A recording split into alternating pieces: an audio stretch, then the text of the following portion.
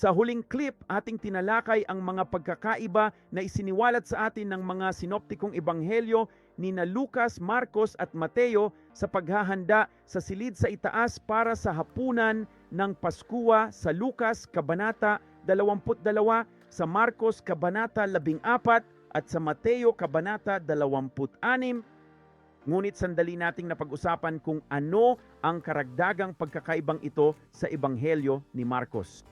Alam mo, kapag alam mong si Lucas ay nasa kalagitnaan ng trib, si Marcos ay nasa kalagitnaan ng trib, at si Mateo ay pagkatapos ng trib, kung gayon anuman ang pagkakaibang ito sa ebanghelyo ni Marcos ay tiyak na may koneksyon sa pagdagit sa dakilang karamihan sa kalagitnaan ng trib.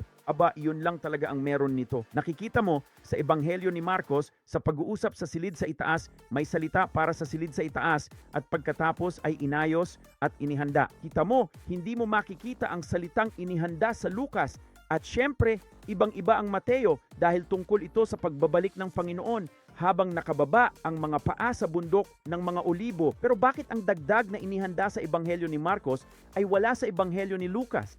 Ang sagot ay nasa mangyayari sa dulo ng ika-6 na tatak kapag dumating ang Panginoon sa bundok Sion.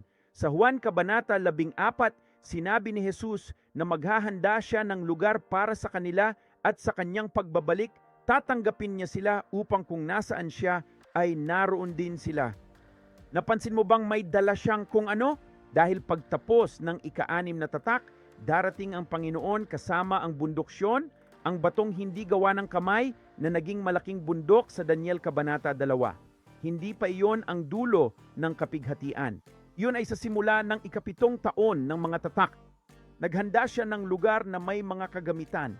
Makikita rin ito sa Apokrifa ng ika-2 Esdras, Kabanata 20. Sabi rito, makikita ninyo ang batong inukit ng walang kamay na magiging malaking bundok at ang Panginoon ay tatayo rito, handa na ang lugar na ito. Bakit maghahanda ang Panginoon ng lugar?